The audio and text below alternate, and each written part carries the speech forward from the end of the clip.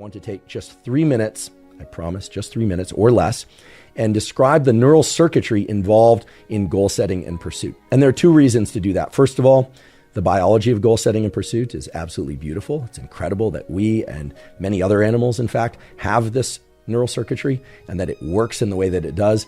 But equally important is that when we have a mechanistic understanding or framework for how a protocol or set of protocols work, it makes it much easier to tweak those protocols and customize them to our unique needs.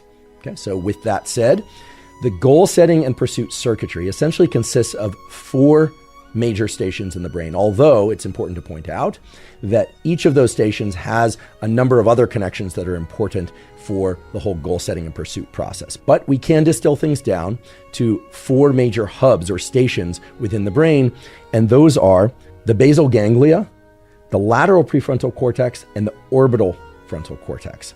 So going through those one by one, the amygdala is a structure within the brain. You actually have 2 of them, one on each side of the brain, that is involved in circuits associated with arousal, in driving levels of alertness. It's also involved in fear. You've probably heard that many times before, but also things like anxiety. And actually the amygdala can be involved in what we call positive valence experiences, not just the bad stuff like fear and anxiety, but also positive forms of arousal and even learning. The basal ganglia include a lot of different brain structures, but for sake of today's discussion, what you need to know is that the basal ganglia includes 2 major pathways. One is the so-called go pathway, which is the pathway involved in generating actions, and the other is the so-called no-go pathway, or the pathway involved in withholding or ceasing action. And this is really important to understand because with all goals, we have to ask ourselves, are we trying to learn how to do something new, or are we trying to withhold a certain set of actions? And of course, anytime we learn anything, it's a process of both generating and withholding certain actions. So we've got the amygdala and we have the basal ganglia, which has this go, action initiating, and no-go, action withholding circuitry within it. And then there's the lateral prefrontal cortex, which is involved in immediate and long-term planning. And this is going to be a key component of today's discussion, because we aren't going to be talking about lateral prefrontal cortex per se, but we are going to be talking about time perception in the context of setting and achieving our goals, because setting and achieving our goals is all about being able to orient both in space, knowing where we are and what we're doing, but also in time, know where we are in that road of progress toward achieving our goal or crossing that finish line and repeatedly updating those finish lines in many cases. And the 4th structure is the orbitofrontal cortex, which, like all brain areas, tends to be a multitasker, does a bunch of different things. But for sake of today's discussion, it's important to understand that the orbitofrontal cortex is involved in evaluation of our current emotional state and arousal state as it relates to our goal pursuit. For instance, are we happy because we are sensing progress? Or are we unhappy and feeling frustrated or sad or angry because we are feeling that we are not achieving progress, or that somehow we can't get into the sorts of actions that are going to allow us to eventually reach our goals?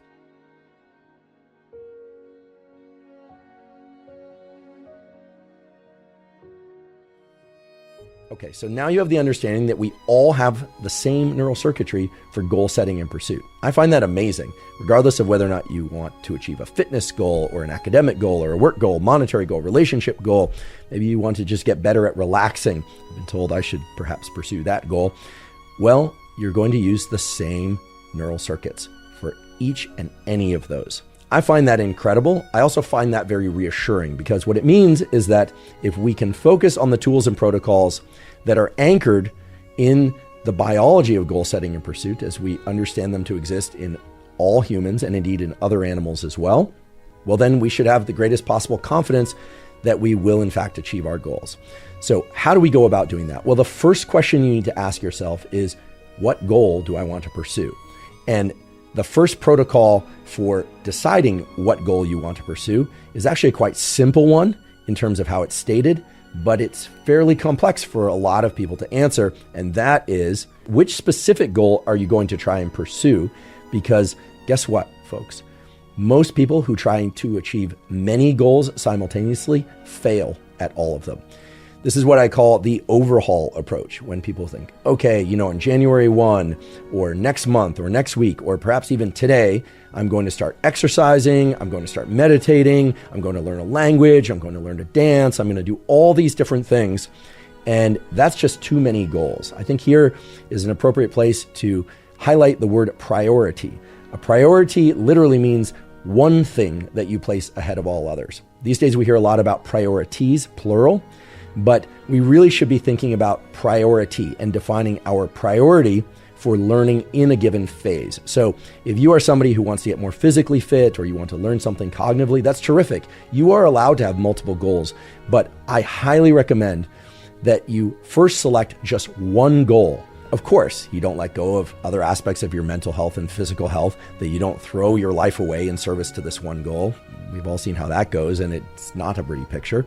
But rather that you continue to engage in healthy ways with the other aspects of your life that you're proficient at, or mostly proficient at, but that you select one goal that you're going to try and attain.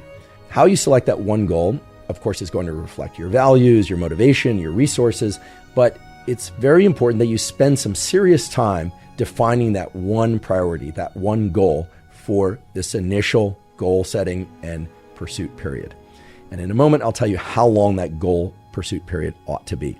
But for some people, the best way to define which goal they're going to pursue is to write out the different things that they want and then essentially cross off the various things that they're willing to put on hold for the time being and circle the thing that they're really going to focus on, and only that thing. And again, this is highly individual. It's going to depend on you, your past, your present, your future, your resources, all of that. But having that one priority is going to really increase the probability that you're going to achieve your goal.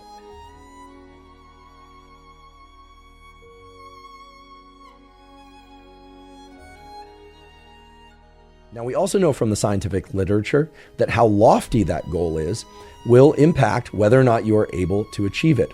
And I think most people mistakenly believe that if a goal is easy to achieve, it's more likely that they will achieve that goal. Sort of a duh. But in fact, the opposite has been shown to be true. If a goal is too easy to achieve, it seems that it doesn't recruit sufficient amounts of the arousal network that involves the amygdala, but a bunch of other brain structures as well, that get people into the necessary actions to continually pursue that goal. This perhaps should not be surprising. In order to learn something, we have to shift our nervous system into states that are somewhat uncomfortable. These should be safely uncomfortable states, but they should be uncomfortable states. And we're going to talk more about this as the episode continues, but any kind of successful learning or goal pursuit is going to involve errors. It's going to involve failures. It's going to involve frustration. It's going to involve anxiety. All of those states of mind and body, in fact, shift the brain into modes of so-called neuroplasticity. They give it the ability to change. And that should make perfect sense, because if you can complete what you need to do easily, there's absolutely no reason for the neural circuitry in your brain or body to shift in any way. Why would it? Rather, those states of discomfort, frustration, anxiety, etc., represent shifts in neurochemical states that literally open the opportunity for neuroplasticity to occur. The changes between neurons that allow those neurons and their associated neural circuits to perform differently in the future when we learn something. So the key here is twofold. First, define the specific priority goal that you're going to pursue and set aside all other goal pursuits. And in doing that, it makes sense to pursue a somewhat loftier goal than perhaps a more mundane goal. Or if you know exactly what goal you're going to prioritize, that you try and achieve perhaps more than you think you ought to be able to achieve within that given goal. And within the goal that you decide to prioritize, you want to set a level of progress, a level of performance that you're striving to attain that's a bit above what you actually believe at this time you can accomplish. Now, in doing so, you are inevitably going to encounter some frustration and anxiety. But remember the component of the neural circuitry that we talked about at the beginning of the episode, the orbital frontal cortex. That orbital frontal cortex is not just part of a neural circuitry that assesses how we feel in a given moment as we are trying to pursue a goal, but it also understands context. It has the capacity to, for instance, see that you are experiencing anxiety, know that you are frustrated, but now that you understand that anxiety and frustration that comes with making errors is actually the gateway, it's a necessary gateway to achieving neural circuit changes, so-called neuroplasticity. Well, the orbital frontal cortex understands that context. It literally can take information about neuroplasticity, it can take information about frustration, which you now have, and it can combine those such that when you experience that frustration, you experience those errors, and you previously would have wanted to quit, now you know that you are literally making progress. You're literally shifting those neural circuits in the direction of improved learning. Now, it's also important to remind that neuroplasticity, the changes in neural circuits that allow for improved performance in the future, does not occur instantaneously. That frustration that occurs during our attempts to learn or to pursue a goal is the trigger for neuroplasticity, the actual rewiring of neural circuits that allows for proficient, correct performance occurs during deep sleep and other forms of deep rest. This is something I've covered extensively in episodes on neuroplasticity and learning. And if you'd like to learn more about neuroplasticity, in fact, if you'd like a zero-cost toolkit that defines the so-called super protocol for neuroplasticity and learning that is not just nested within the context of goal pursuit and learning, we have that. You can go to hubermanlab.com, you go to the menu, go scroll down to newsletter, and you can sign up. It's completely zero cost, and you'll get that as a brief. I believe it's a 2 or maybe 3-page PDF. Okay, so returning to goal setting and pursuit, first you need to set your goal. You really should take the time required to define your priority. What are you going to try and learn? And then you're going to pick a goal that really feels challenging, that feels like it might even be out of reach, because that will recruit the neural circuits associated with arousal. They're motivating enough to get you into action. Now, I want to be very clear. I'm not suggesting that you pick a goal that's impossible to achieve or that you believe is impossible to achieve. That's not going to serve you well. Rather, I'm saying pick a goal that feels just a bit out of reach, and don't obsess too much about whether or not it's a lot out of reach or a little bit out of reach. Pick something you're excited to pursue that you would really like to accomplish. Set that goal and then just set aside all other goals. Still, of course, maintain or improve other aspects of your life that are necessary for daily living, for mental health, physical health, etc. But really just focus on one goal. I promise that you will be far more satisfied with the results if you can truly set a priority.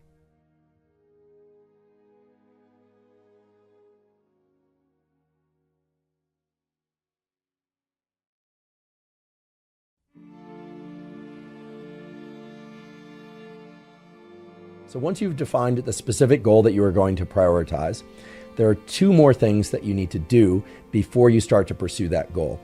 The first one is that you need to define the specific verbs, the actions that are involved in pursuing that goal. This is absolutely critical. A lot of people will set a sort of title goal or a goal state. They'll say, I want to be rich, or I want to be smart, or they will say, I want to be fit or proficient in a given language. It's really important that you put additional specificity on your goal. In fact, it's important that you put a lot of specificity on your goal and that you focus mainly on verbs when defining that specificity. Now, there are a lot of reasons for this that have to do both with increasing the probability that you will achieve your goal, as well as maintaining motivation as you pursue that goal. So for instance, rather than saying you want to be fit or you want to be a better runner or swimmer, you would want to get very specific about the verb that you're going to engage in order to achieve that goal. Now, it's somewhat obvious in the case of running or swimming. I think everyone understands that if you want to be a better runner, there is going to be some running involved. If you want to be a better swimmer, there's going to be some swimming involved, of course. But presumably there will be some other behaviors as well. Everything from driving to the pool or lacing up your shoes. I mean, there's an essentially near infinite number of verbs involved in any type of goal pursuit. So what we are talking about here is really defining the goal on a piece of paper, and I do think that's important. You should write this down, and I think the process of selecting your goal, that priority, as well as defining the specificity of the verb action that you're going to pursue should be done on paper. You, of course, are going to think, but then you should write it out. Seeing things on paper and writing them out by hand with pen or pencil really has been shown to engage neural circuitry in a way that is different than typing with your thumbs into your phone, which, by the way, is a new feature of human evolution. I do believe this is the first time in human evolution that we have written with our thumbs. I don't know. I don't have a time machine. I can't go back and check, but I'm willing to place a bet that that statement is correct. So the point is that writing things out is not only important, it's also the most effective way to embed knowledge in our nervous system. And so I highly recommend that you write things out on a piece of paper in your process of goal setting. So when we are talking about generating verb specificity about your goal, it would look like the following. So let's say I want to, quote unquote, get more fit, or learn conversational French, or anything for that matter, gardening. Maybe I want to build a gazebo in the backyard or a deck in the backyard.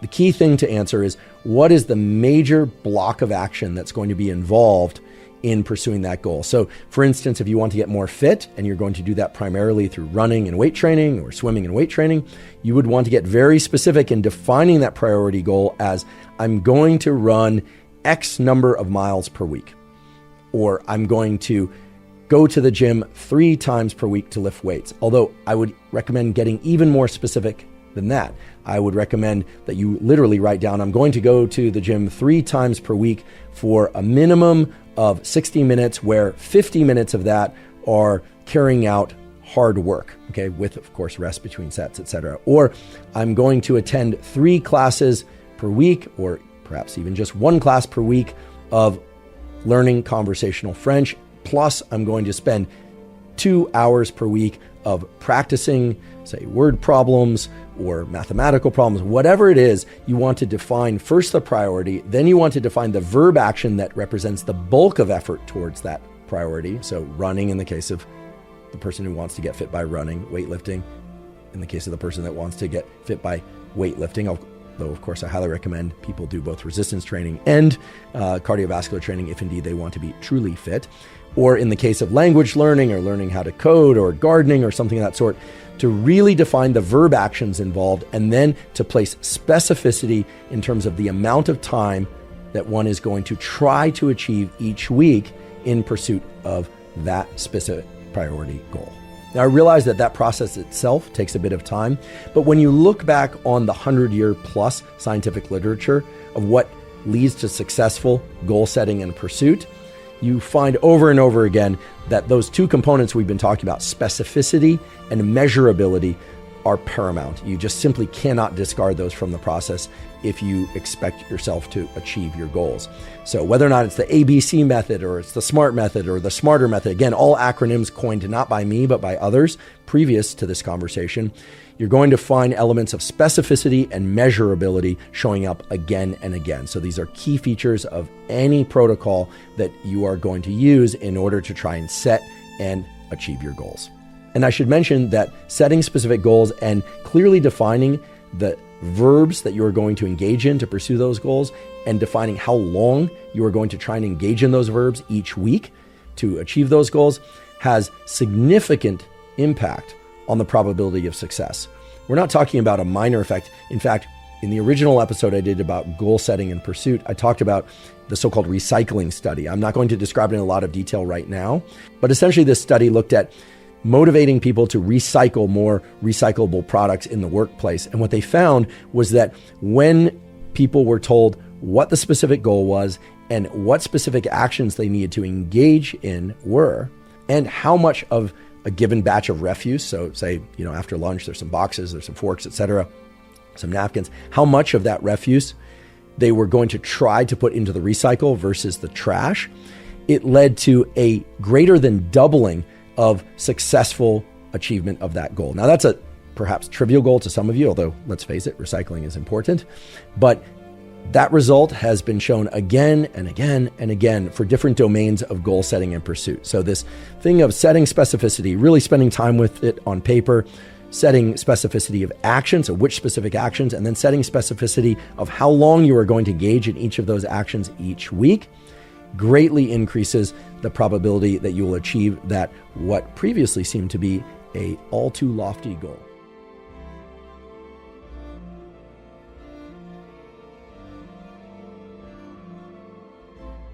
So up until now, we've been talking about goal setting, and we really haven't talked about goal pursuit itself. So now I'd like to talk about what the scientific literature says is the best protocol for initiating our goal pursuit, for starting toward our goal. And to do so, we have to address a set of key questions. The questions you have to ask yourself are, do I want to pursue this goal? Meaning, am I highly motivated to pursue this goal, or even mildly motivated to pursue this goal? Do I want to do the things involved to get this thing, to accomplish this thing?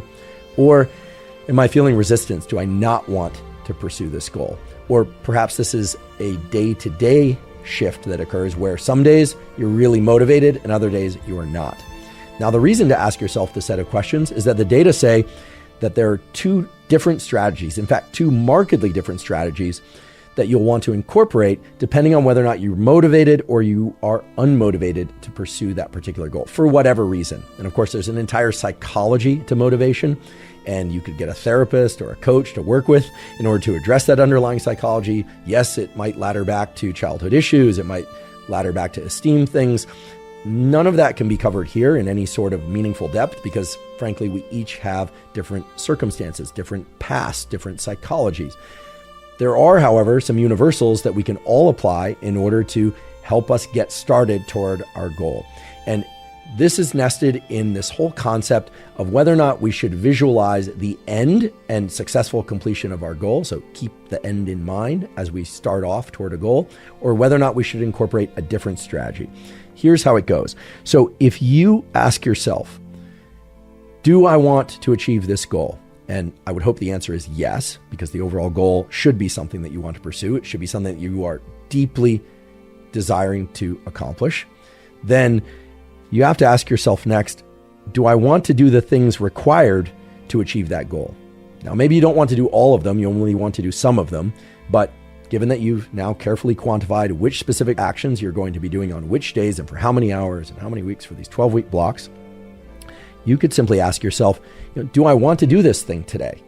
And if the answer is yes, well, then it turns out that spending just 1 to 3, maybe 5 minutes, but even just 1 minute visualizing the outcome, the positive outcome, of course, and the feeling state that you may have, because of course you don't know, you don't have a time machine, you can't feel yourself into the future, but you can make a good guess as to how you might feel in the future if you accomplish that goal. Spending 1 to 3, maybe 5 minutes in a sort of meditation, although sort of a visualization is perhaps the better way to describe it, thinking about that feeling state and the outcome and some of the things that are going to be associated with that outcome turns out to be a great practice to engage in just prior to initiating that day's work toward that goal. However, if you arrive to your practice, meaning you show up to the piano to learn piano, or you're sitting down to the table, or maybe you haven't even gotten enough motivation to go toward the piano or toward your notebook or computer or whatever landscape it is that you are going to be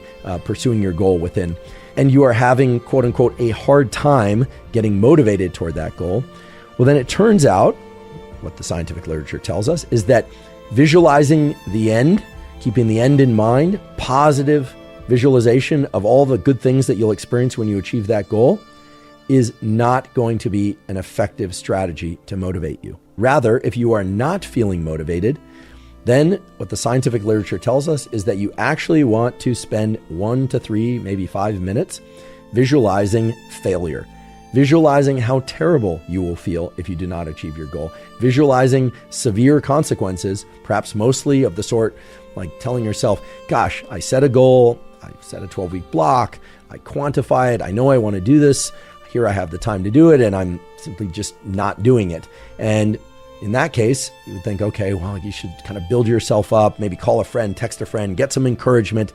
No.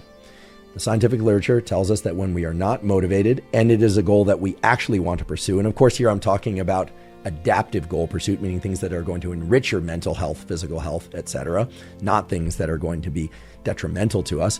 Well then, if you're not feeling motivated, you want to spend 1 to 3, perhaps 5 minutes meditating, concentrating on what it's going to feel like to fail, and the fact that you are not succeeding, but indeed that you are failing. And I know this sounds like rather harsh advice, that this protocol sounds like kind of a self-flagellating protocol.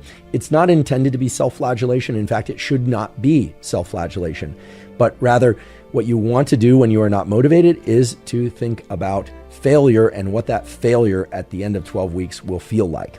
And the reason for that is that the data tell us that when we visualize positive outcomes, yes, it deploys certain neurochemicals in our brain and body that make us feel good.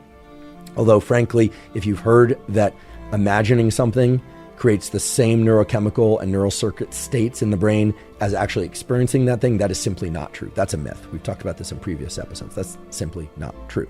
But if you are having a hard time getting motivated toward a goal that you actually want to achieve, then spending that short amount of time thinking about how lousy you'll feel when you don't achieve it recruits certain elements of your so-called autonomic nervous system. It creates shifts in the release of things like epinephrine, norepinephrine, even release of the so-called reward molecule, dopamine, which in fact is not the molecule of reward. It is the molecule of motivation, and it's associated with pain. It's associated with negative thoughts. And of course, it's associated with positive thoughts and outcomes. But basically what I'm saying is, if you're highly motivated to do something, you're ready to go, spend 1 to 3 minutes, maybe 5, visualizing the positive outcomes that you're going to experience when you ultimately finish out that 12-week cycle as a consequence of all the great work that you've done.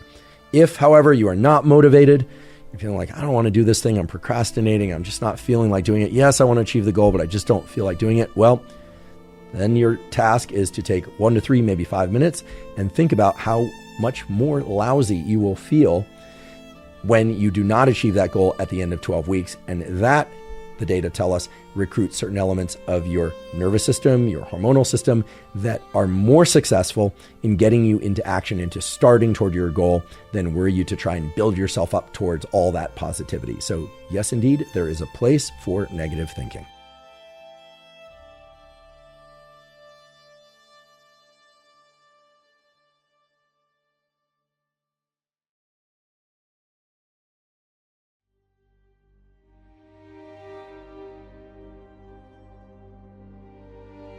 Now, in terms of tools or protocols to both initiate and to sustain effort during your goal pursuit process, we need to think about the specific time domain or the amount of time that we're trying to do that within.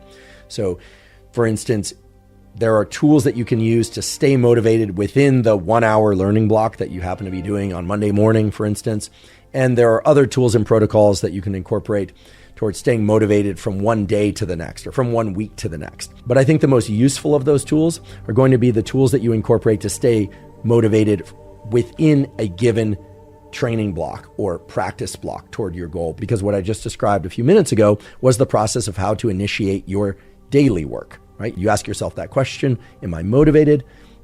The answer could be yes, could be no. If you really want to get quantitative about it, you could give yourself a 1 to 10 score, 10 being the most motivated. Frankly, I'm not that quantitative about that sort of thing. I'm more subjective about it, but I know some of you are real number junkies and you really like to quantify everything, keep a journal and look back, see how that relates to your sleep. Some people are of that orientation. Other people like myself are simply going to, sit down and say, okay, it's time to train, or it's time to practice, whatever the thing may be. How motivated am I? Am I like a 6 out of 10 or a 7 out of 10? Okay, I'm ready to go. I'm going to visualize the end in mind in a positive way. Or if I'm a 2 out of 10 or anything less than a 4 out of 10, I'm thinking I'm not that motivated. So then I'm going to basically scare myself into doing the work that day. So that's how you initiate the work each day. And I just gave you a couple of quick examples of how you could quantify that. It took me about 30 seconds to do that example out loud. It'll take you about 30 seconds to do. But again, if you want to quantify it in more detail and write it down and relate it to other things, be my guest. So now you already have a science-based protocol for how to get started each day toward your goal. Now, what about within the 1 or 2 hour block or perhaps 90-minute block that you're going to use to pursue your goal? And here, it's very important that you have a number of tools that will allow you to both set the optimal amount of focus so that you're really concentrating on pursuing that goal. You're concentrated on the verb actions that will deliver you to that goal, is perhaps the best way to state that. And that you can constantly update or renew your level of focus should it start to dissipate. Now, I want to be clear, I've done entire episodes about focus and how to increase focus with behavioral tools, everything related to meditation, which indeed can increase your ability to focus. I've talked about nutritional tools, supplementation tools, prescription drug related tools. There's a lot of information on that. You can simply go to hubermanlab.com, put focus into the search function, and it will take you to not only those episodes and the toolkit for that, but the specific timestamps for that. But what we are going to talk about now is not about how to increase focus per se. Rather, it's about how to use focus, in particular visual focus, in order to increase your or maintain your level of motivation within a given learning block, within a given batch of time on a given day where you are pursuing your goal. You're engaging in that practice, which of course will include frustration, anxiety. It has to, if you're going to get any better. And how to set that motivation and keep that motivation throughout that hour or 90 minutes or 2 hours is critical. So how do you do that? Well, it turns out it's fairly straightforward. So it's anchored in the fact that your cognitive focus, your ability to maintain a narrow cone of attention, as well as your bodily state of readiness and your mental state of readiness to perform work, is powerfully anchored to your visual system. As many of you have heard me say before, your eyes are actually two pieces of brain. I mean, to be more specific, the neural retinas that line the back of your eyes, like pie crusts, are literally two pieces of your central nervous system of your brain that were extruded from the cranial vault during development. So yes, these two bits, and for those listening, I'm just pointing to my eyes. Your eyes are two pieces of brain outside of your skull, and your eyes can view things broadly. So you can so-called soften your gaze and view the entire horizon. You can see the periphery of the room by relaxing your eyes. You can actually do this now. In fact, when you drive, most of the time you're doing this. You're not looking at a particular focal point. You're viewing things in so-called panoramic vision. And of course, you can draw your visual focus to a particular location, what we call a vergence eye movement. That is, you're bringing your eyes in toward the center, toward your nose a little bit, and you're focusing them in a more narrow cone of visual attention. This is something you can do almost imperceptibly to others, although if we were to measure your eye movements, what we would see is that your eyes are actually moving inward a little bit toward your nose when you do this vergence eye movement and narrowing that cone of visual attention, and then they're relaxing into a state of being slightly further out from your nose. Not the eyes themselves, of course, they can't move within the sockets, but the pupils of your eyes are moving out a bit from your nose, and you're in so-called panoramic vision. So essentially what I'm saying is that you can narrow or broaden your visual attention, and that's something that can take a little bit of practice. I highly recommend that you try this and that you practice it a little bit. But indeed, everyone has the neural machinery to do this from birth. This is not something that requires neuroplasticity to be able to do. You can do this right now. You can narrow your visual attention, you can expand or relax your visual attention, and thereby narrow or relax your visual field from being smaller or larger.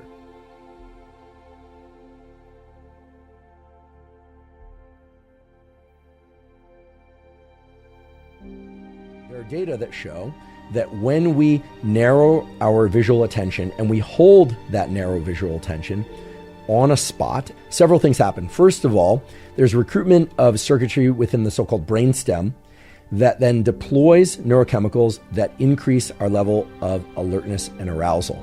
That's right. When you focus your visual attention on a more narrow location or one location in front of you, and you hold that focus, you are causing the release of neurochemicals that increase your overall level of alertness in the brain and body. Conversely, when you relax your visual focus, so-called panoramic vision, you are turning off that recruitment. You're not actively recruiting molecules for relaxation within the brain, but you are turning off this release of the neurochemicals associated with increasing focus and arousal. So why am I talking about this in the context of goal pursuit? Well, if you are feeling lack of motivation at any point within a given training block or bout, as I'm calling it, this could be at the beginning, this could be 5 minutes in, this could be half an hour in, you would be wise to pick a visual target, ideally a visual target that is within the general range of the work that you're trying to perform. In other words, if you're doing desk work with a piece of paper, you would draw that visual target on a piece of paper approximately the same distance that you were reading or that you were looking at music. You can tell how little playing a piano I've done in my life. But the point being that you set the visual target at approximately the same distance that you would be performing your particular work. So if you're doing a sport, the distance might be some many meters off in the distance. Whereas if you're doing desk work of some kind, then it might be much closer. And then you focus your eyes on that location and you actively work to maintain that focus, just like I'm doing now into the camera, for a given period of time. And I recommend that you set a timer and that you, of course, allow yourself to blink like I just did there, and that you try and achieve at least 30 seconds, but even better would be 60 seconds. Even better would be 90 seconds of that focused vergence eye movement, during which several things happen, including the deployment of those neurochemicals from the brainstem that I talked about before, which are going to increase your level of autonomic arousal and also increase your level of focus further. And there, I'm not just talking about visual focus, I'm talking about cognitive focus. It has also been shown that when we focus on a particular point in the way that I'm describing here, that it increases our so-called systolic blood pressure. As many of you know, blood pressure is always described to us as a given number over another number. And the first number is the so-called systole or systolic pressure, which is the amount of pressure in your vascular system when the heart beats, as the fluid of your blood is pumping through the arteries, veins, and capillaries of your system. And then the bottom number is the amount of pressure within those arteries, veins, and capillaries in between heartbeats. So it's the systolic over the diastolic. And what we know is that visual focus, and here I'm still holding mine now on the camera. So for those of you listening, I probably blinked once or twice, but I'm really trying hard to maintain my focus directly within the camera. This visual focus increases the systolic blood pressure. It increases the deployment of those neurochemicals from the brainstem, and we know it also can recruit the liberation of molecules such as dopamine and some associated molecules elsewhere in the brain that together act in a synergistic way to increase our level of focus and motivation.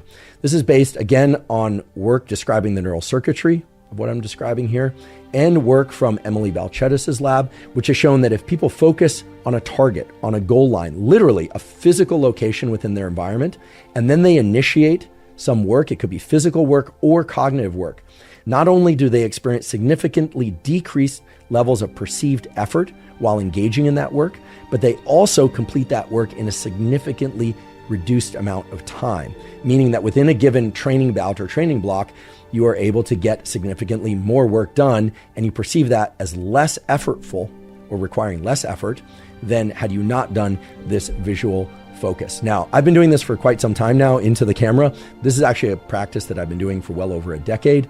And it's actually a practice that I use when I podcast or when I post on social media. It's part of the reason why I'm accused of being a non-blinker quite often. But I want to remind people that you are allowed to blink. Don't let your eyes dry out. It's perfectly fine to blink. It's not going to inhibit the effectiveness of this protocol.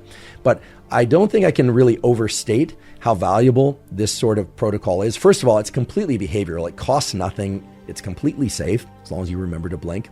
And it allows you to increase your level of focus, your level of motivation, and the sustainability of your focus and motivation while in goal pursuit. So it's a quite valuable protocol to incorporate, and it's something that you can do once for 30 seconds and then lean into whatever it is, your writing process, your running process. It's something that you could do repeatedly throughout that learning bout. And it's something that you can practice offline a little bit away from that training bout as a means to sort of learn and get familiar with, so that then you can incorporate it very quickly and repeatedly and with much more effectiveness during these different learning bouts. Again, it's a highly valuable tool that's grounded in neural circuitry, grounded in neurochemistry, and that Emily Balcetis' lab has shown in numerous domains, physical pursuits, cognitive pursuits, can really help people achieve their goals and to achieve them more easily, or at least with less perceived effort, and more quickly. Now, we can get a bit more granular about the incorporation of this tool, this protocol. But before we do, we should acknowledge that all of the things that lend themselves to improved cognitive focus and physical ability still hold true, right? You still need to get good sleep as many nights of your life as you possibly can. You still need to eat properly. You still need to try and limit your stress.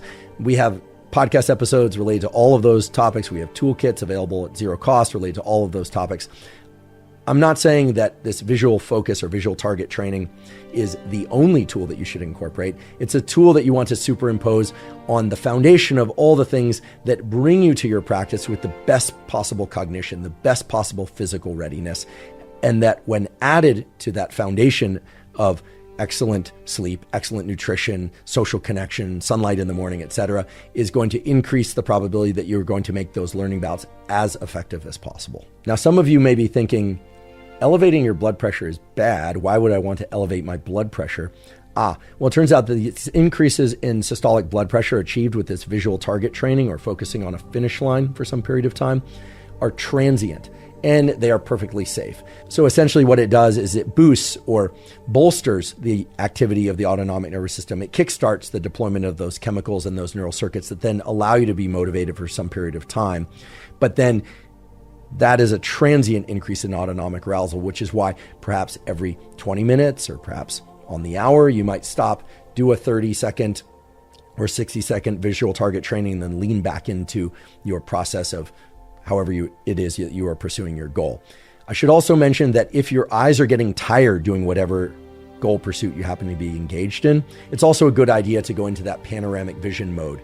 The easiest way to do that is to go outside or to be outside and to view a horizon and not look at any one particular point on the horizon. But if you're indoors, as I am now, you can also just relax your eyes, sort of blinking a few times and getting rid of that Virgin's eye movement, and try and visualize the corners of the room, or the sides of the room rather, the floor and the ceiling all at once. That's a good way to explain how to so-called relax your eyes and take you out of that Virgin's eye movement. And I say this because a lot of people will feel when they're pursuing their goal that it's kind of fatiguing. So you have to remember to breathe, right? You still want to breathe as you're pursuing your goal, and you certainly want to be visually focused on your goal, so you're cognitively focused on your goal and you're motivated, but that from time to time you also relax, take a moment, shake things off, look into your panoramic vision mode, and then go back to your mode of goal pursuit.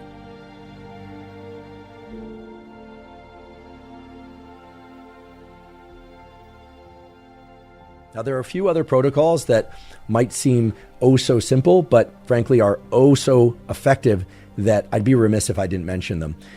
The first of those is actually something that I'm borrowing from Tim Ferriss, who did a post on Instagram, which we will link to, which I think is just spectacular, which is 30 things that he wished he had known when he was 20. And while the internet is chock-a-block full of such lists, that particular list is truly impressive. Those are things that I too wish I had known when I was 20, but also when I was 30 and 40 and so on.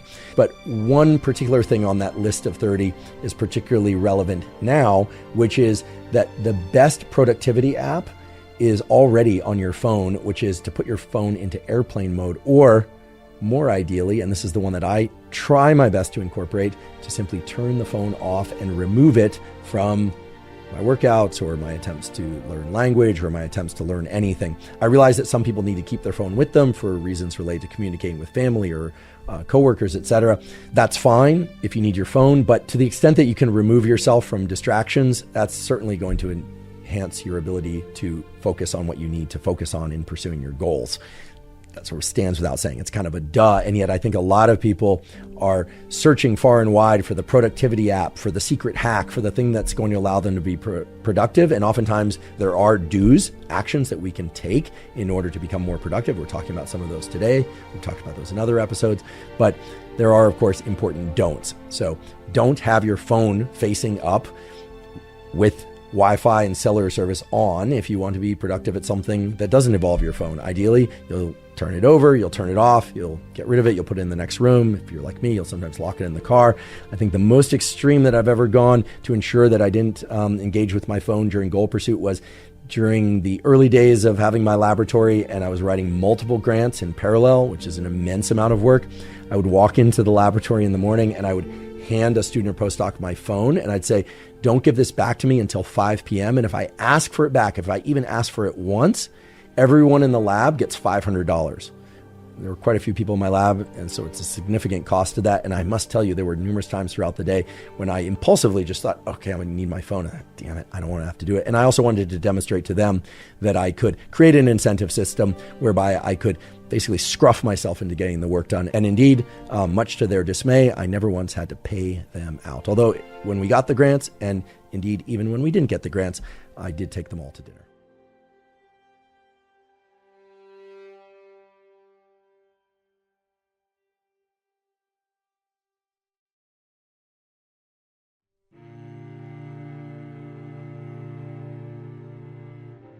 So today I've been talking about how to approach goal setting and pursuit at and in and around the specific times that one is engaging in goal setting and pursuit. The writing down of goals, defining of goals, the timing, and then the actual training sessions or the practice sessions toward achieving that goal. What I haven't talked about is how to show up to all of that in the best possible state of mind and body in order to achieve the best possible results. And of course, there are numerous things that we need to do in order to, quote unquote, show up at our best, where we would stand the best possibility of performing our best and learning the best in those learning bouts. Things like getting adequate sleep, getting sunlight in our eyes early in the day, adequate and proper nutrition, social connection, and so on. We talked about all of that in previous podcast episodes, so I'm not going to talk about those again now, but it is important to recognize that the backdrop of our lives, how well we've slept, what's going on in our personal lives, will all impact things like motivation and, frankly, our ability to even identify what's important. Because, if we're dealing with a health crisis or someone close to us is dealing with a health crisis, we tend to have our attention diverted toward that. But I do want to acknowledge all of that because it is critically important in defining how you're going to show up to these endeavors, and for that matter, all endeavors.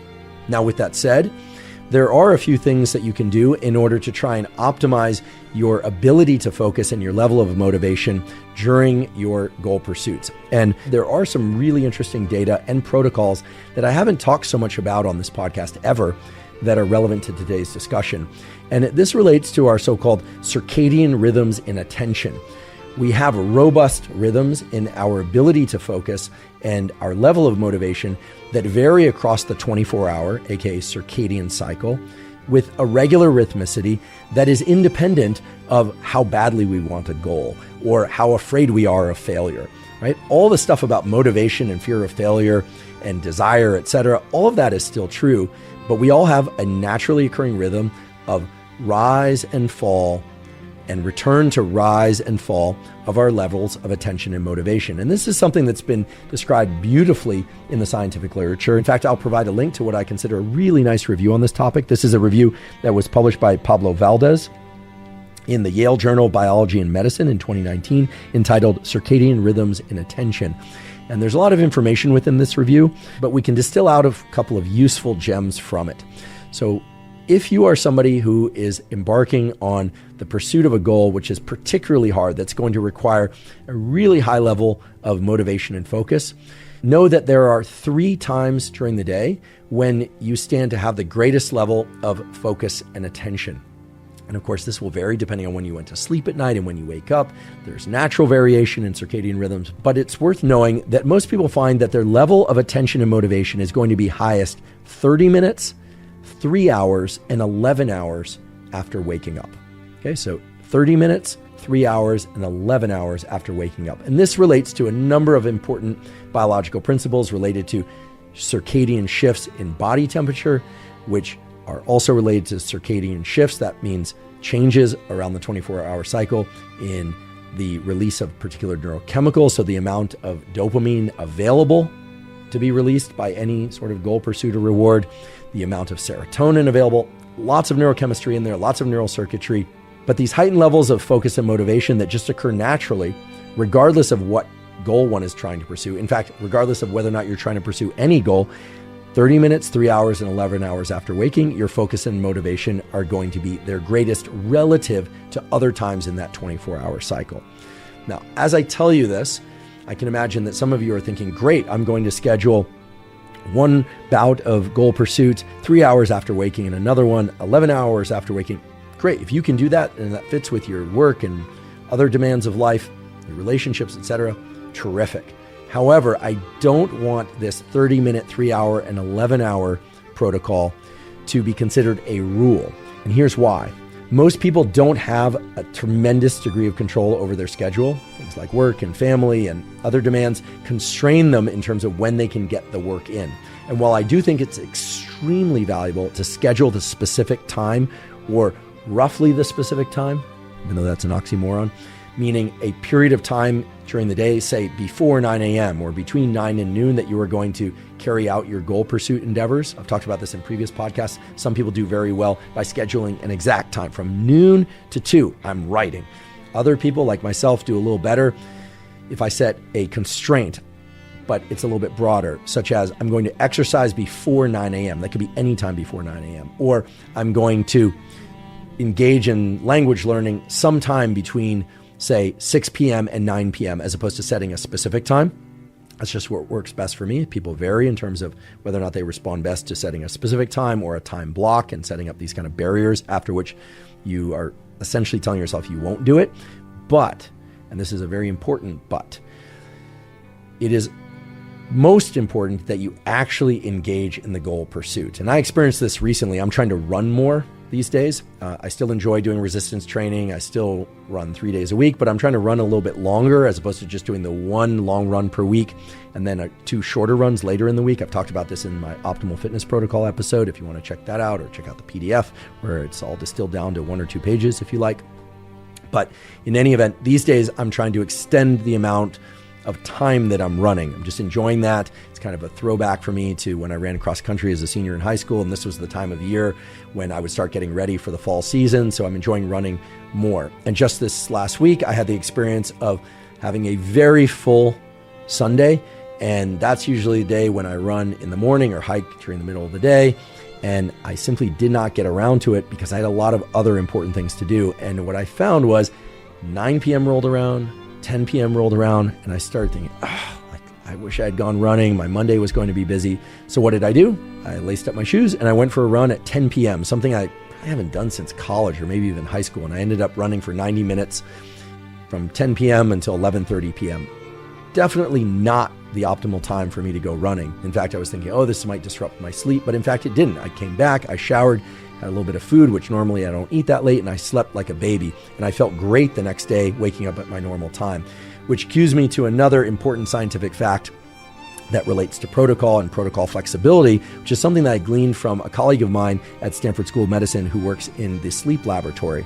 I intend to have him as a guest on this podcast, which is that much of our subjective feelings of energy and well-being during the day have to do not just with how well and how much we slept the night before, but how positively we view our previous day's experiences and how positively we view our next day, and in fact, that same day, pursuits and experiences. So in other words, how we feel about our previous day performance and how we feel about what we're about to embark on during our day can increase our energy. And that might seem obvious to a number of you, but these days, as I and many others out there are talking so much about the importance of sleep, which is, of course, essential. You do want to get great sleep as many nights of your life as you possibly can. And if you don't sleep much for a given night, hopefully it's for reasons that you enjoy and positive things like a party or a wedding or, use your imagination.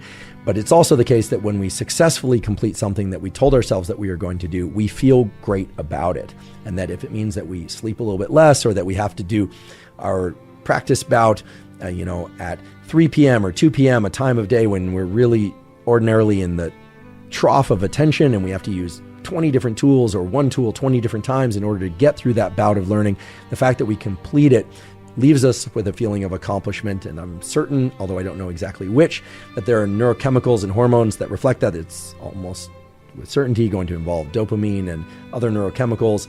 But the point is not to get reductionist about it. The point is that, yes, heightened attention and focus occur naturally 30 minutes, 3 hours, and 11 hours after waking. But the really important thing about all of this goal setting and pursuit is to do it, to get it done, to set the goal, to do it specifically, make it quantifiable, when you're going to do it, make it about verb states, and then simply do it.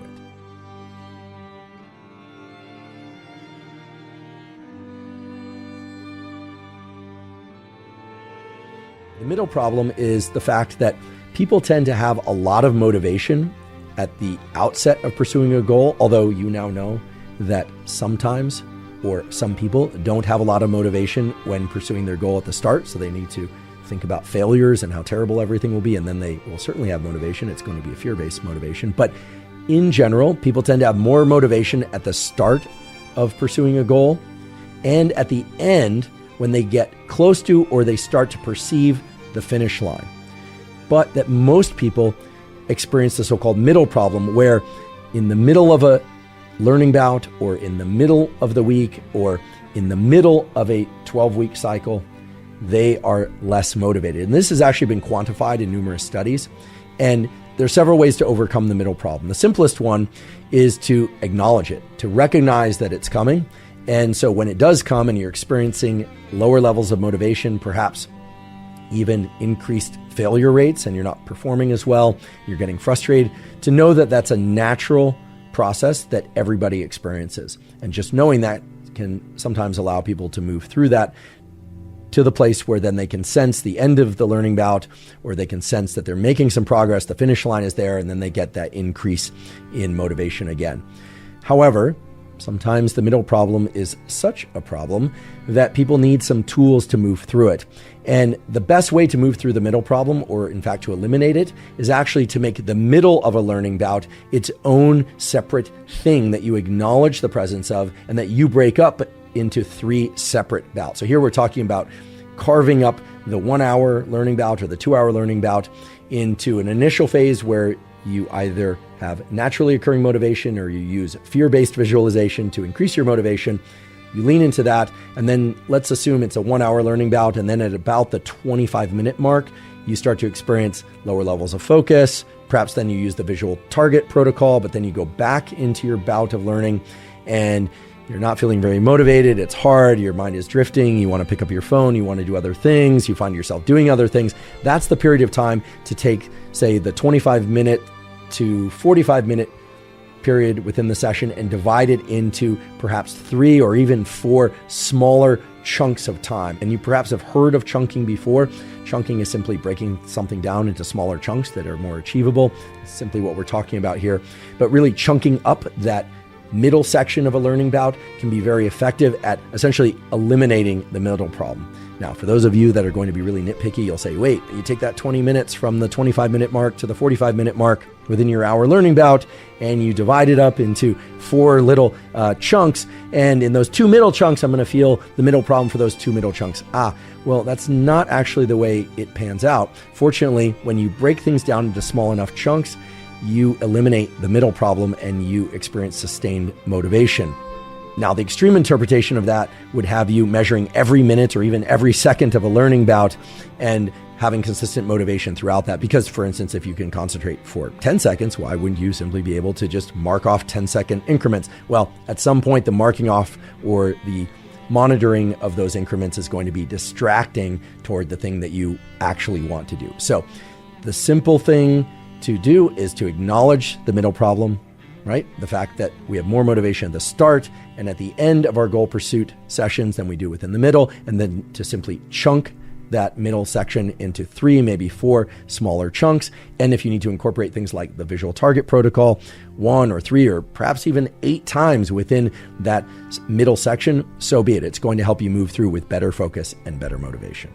And what I just described can, of course, be applied to the longer bouts of effort that don't occur just during one learning bout, but perhaps across the week. So for instance, if you are doing 4 days a week of language learning or fitness training, so maybe it's a Monday, Wednesday, Friday, Saturday type of schedule, you may notice that in the middle of the week, the Wednesday training session tends to be the one that you're less motivated to do for whatever reason. There could be any reason at all for which the motivation is lower in the middle of the week. It doesn't matter. Well, in that case, you would want to first acknowledge the presence of the middle problem. So you would want to acknowledge that that Wednesday training bout is prone to the middle problem because it is indeed the middle problem. It's in the middle of the Monday and the Friday training bouts. So then you would want to approach it with the understanding that it's going to be there and that you are going to need tools and protocols that will allow you to overcome it by, for instance, taking that 1 or 2 hour session on Wednesdays and putting a bit more time toward a visual target protocol at the beginning to increase your focus, a bit more visualizing failure if you are feeling amotivated. That means not motivated in nerd speak, amotivated toward doing that Wednesday session. And you would want to break up that Wednesday session into smaller chunks. So instead of looking at that 2 hour session, you might break it up into a series of 15-minute smaller learning bouts done consecutively back to back.